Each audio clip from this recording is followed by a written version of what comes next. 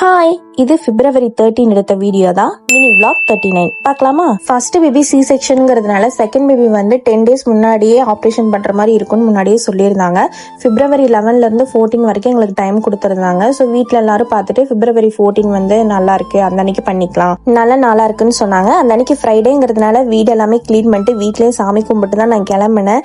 கிளம்பும் போது மனசே இல்லை, ஏன்னா தேவை விட்டு நான் இருந்ததே இல்லை. இனி டெலிவரி முடிச்சு வர வரைக்கும் அவன் எப்படி இருப்பான், எப்படி சாப்பிடுவான், என்ன பண்ணுவான்னு எனக்கு அதுவே வந்து ஒரே யோசனை. வீட்டுல இருந்து கிளம்பவே மனசு இல்லை, அழுதுட்டே தான் வீட்டுல இருந்து போனேன். ஏன்னா அவன் யார்கிட்டயுமே இருந்து பழக்கமும் இல்லை. ஒன்னா எங்கிட்ட இருப்பான், இல்லை அவர்கிட்ட இருப்பான். கடைசி ஃபியூ டேஸ் வந்து நான் முக்கால்வாசி அவரு கூடயே தூங்க வைக்கிறது, நான் வந்து தனியா வெளியே படுத்துக்கிறது, இந்த மாதிரி தான் நான் வந்து அவனை ப்ராக்டிஸ் பண்ணிட்டு இருந்தேன். நான் இல்லைனாலும் அவன் தூங்கணும்னு சொல்லிட்டு. அப்புறம் சரின்ட்டு நாங்கள் அப்படியே ஹாஸ்பிட்டலுக்கு கிளம்பிட்டோம். போற வழியில அம்மாவையும் கூப்பிட்டுட்டு ஹாஸ்பிட்டலில் போய் அட்மிஷனும் போட்டுட்டோம்.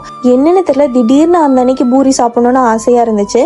சரின்னு சொல்லிட்டு நைட்டு நாங்கள் ஹாஸ்பிட்டலில் போய் சாப்பிட்றதுக்காக மத்தியானமே பூரி உருளைக்கிழங்கு குருமால நானே என் கையால் செஞ்சு எனக்கும் எங்கள் அம்மாவுக்கும் எடுத்துகிட்டு போயிட்டேன். நைட்டு வந்து நானும் அம்மாவும் தான் இருந்தோம். தேவை பார்த்துக்கிறதுக்காக அவரோட அம்மா, அப்புறம் என்னோட கோ சிஸ்டர், அதாவது எங்கள் வீட்டுக்காரோட அண்ணன் ஒய்ஃப், அவங்க பசங்க, அப்புறம் அவரோட மாமா எல்லாருமே வந்திருந்தாங்க. அவங்க கூட எல்லாம் நிறைய பேர் இருந்தால் எப்பவுமே கொஞ்சம் ஜாலியாக இருப்பான். ரீசெண்டாக எனக்கு வந்து நிறைய மீம்ல ஃபர்ஸ்ட் டெலிவரிக்கு வந்து நமக்கு அந்த டெலிவரியோட பெயின் மட்டும்தான் இருக்கும், ஆனால் செகண்ட் டெலிவரிக்கு அந்த டெலிவரியோட பெயினை விட ஃபர்ஸ்ட் குழந்தைய விட்டுட்டு வந்துட்டோமே அப்படிங்கிற வலி தான் ஜாஸ்தி இருக்குன்னு சொன்னாங்க. ஆனால் அது ரொம்பவே உண்மைதான். ஃபைனலாக நானும் அட்மிட் ஆகிட்டேன். தேவையும் கூட்டிட்டு எல்லாருமே வீட்டுக்கு வந்துட்டாங்க. நானும் அம்மா மட்டும்தான் நைட்டு ஹாஸ்பிட்டலில் இருந்தோம். ஓகே, நெக்ஸ்ட் என்ன நடந்துச்சுன்னு நெக்ஸ்ட் மினி vlogல பார்க்கலாம்.